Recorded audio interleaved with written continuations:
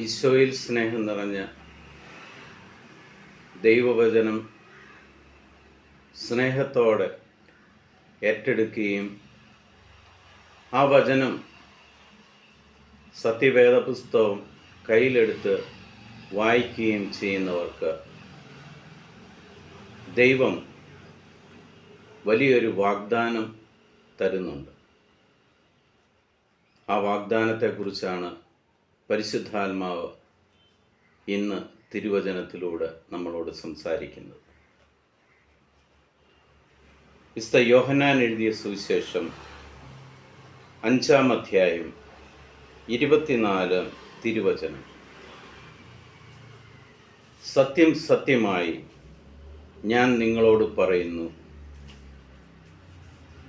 എൻ്റെ വചനം കേൾക്കുകയും എന്നെ അയച്ചവനെ വിശ്വസിക്കുകയും ചെയ്യുന്നവന് നിത്യജീവനുണ്ട്. അവന് ശിക്ഷാവിധി ഉണ്ടാവുകയില്ല. പ്രത്യുത അവൻ മരണത്തിൽ നിന്ന് ജീവനിലേക്ക് കടന്നിരിക്കുന്നു. നമ്മൾ പലപ്പോഴും പറയാറുണ്ട്, ഞാൻ നരകിച്ച ജീവിക്കുന്നു,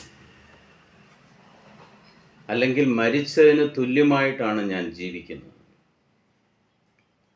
ഒന്നിനെക്കുറിച്ചും പ്രതീക്ഷയോ ആഗ്രഹങ്ങളോ ഒന്നുമില്ലാതെ നിരാശയിൽ കഴിയുന്നു. പ്രത്യാശയില്ലാത്തവരെ പോലെ ജീവിക്കുമ്പോൾ അങ്ങനെ കഴിയുന്ന നമ്മളോട് ദൈവമായ കർത്താവ് യേശുക്രിസ്തു വഴി പറയുകയാണ്, ദൈവം നിങ്ങൾക്ക് നൽകിയ വചനം, അല്ലെങ്കിൽ യേശുക്രിസ്തു നിങ്ങളോട് സംസാരിക്കുന്ന വചനങ്ങൾ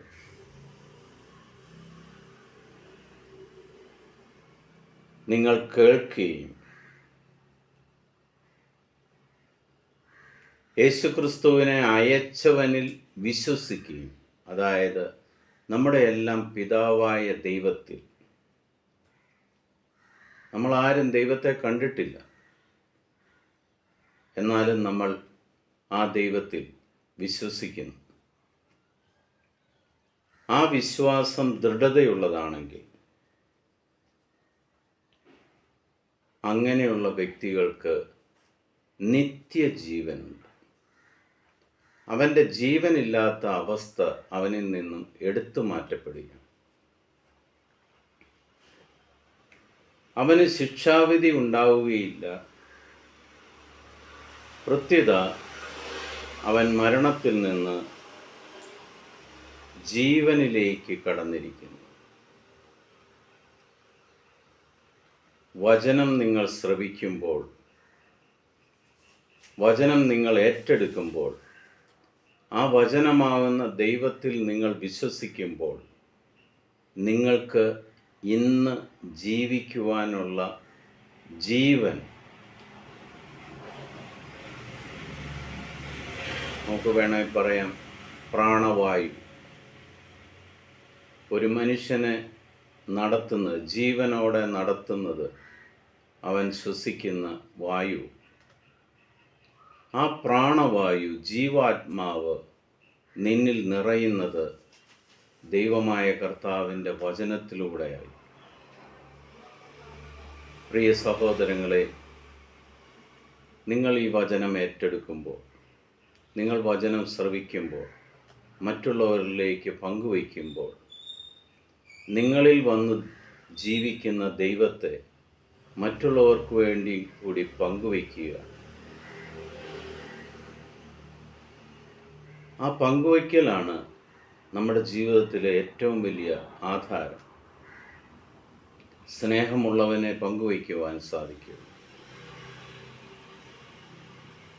ആ സ്നേഹത്തിൻ്റെ മകുടോദാഹരണമായിട്ടാണ്